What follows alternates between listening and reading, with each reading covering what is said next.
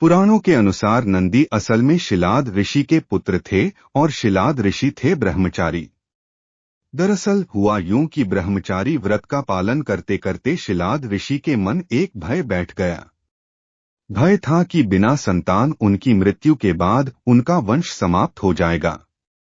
इसलिए उन्होंने अपने वंश को आगे बढ़ाने के लिए एक बच्चा गोद लेने का मन बनाया।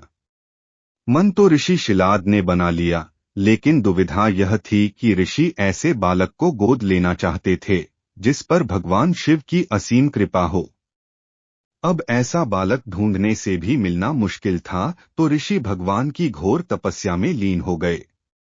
लंबे समय तक तप करने के बाद भी उन्हें इसका कोई भी फल प्राप्त नहीं हुआ। ऐसे में ऋषि शिलाद ने अपनी तपस्या को और भी कठोर कर दिया।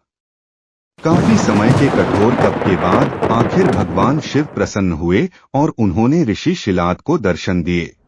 भगवान शिव ने शिलाद ऋषि से कहा, मांगो, क्या वर मांगना चाहते हो? ऋषि शिलाद ने अपनी कामना भगवान शिव से जाहिर की। भगवान शिव ने शिलाद को पुत्र का आशीर्वाद दिया और वहां से चले गए। अगले ही दिन जब ऋषि शिलाद पास के खेतों से गुजर रहे थे तो उन्हें वहां एक नवजात बच्चा मिला। बच्चे का मुख बेहद ही मनमोहक और लुभावना था। ऋषि बच्चे को देख बहुत खुश हुए और यह सोचकर इधर उधर देखने लगे कि इतने प्यारे बच्चे को इस हाल में यहाँ छोड़कर कौन चला गया। तभी भगवान शिव की आवाज आई और उन्होंने कहा, शिलाद यही है तुम्हारा पुत्र। अब तो ऋषि शिलाद की प्रसन्नता का कोई ठिकाना ही नहीं था। वह उसे अपने साथ अपने घर ले आए और उसका लालन पालन करने लगे। देखते देखते नंदी बड़ा हो गया। एक दिन ऋषि शिलाद के घर दो सन्यासी आए। ऋषि शिलाद की आज्ञा से नंदी ने दोनों सन्यासियों का खूब आदर सत्कार किया, उन्हें भोजन कराया। ऋषि शिलाद के घर मिले इस सेवा भाव से दोनों सन्यासी अत्यधिक प्रसन्न हुए। उन्होंने ऋषि शिलाद को दीर्घ आयु का आशीर्वाद दिया, लेकिन नंदी जिसने उनकी इतनी मन से सेवा की थी उसके लिए एक शब्द भी नहीं कहा। सन्यासियों द्वारा ऐसा किए जाने पर ऋषि शिलाद को आश्चर्य हुआ। अपनी जिज्ञासा को शांत करने के लिए शिलाद ने सन्यासियों से ऐसा करने के पीछे की वजह पूछी।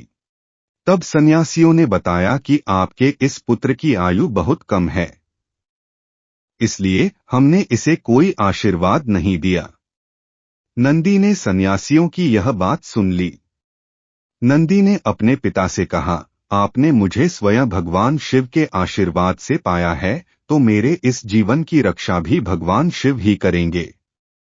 आप इस बात की बिल्कुल भी चिंता न करो। इतना कहते हुए नंदी भगवान शिव की आराधना में लग जाता है।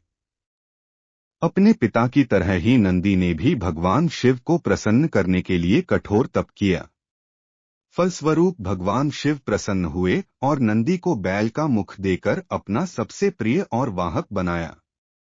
इस प्रकार नंदी भगवान शिव के सबसे प्रिय वाहन बने और समाज में उन्हें पूजनीय स्थान भी मिला। यही वजह है कि भगवान शिव की आराधना से पूर्व उनके प्रिय नंदी की पूजा की जाती है।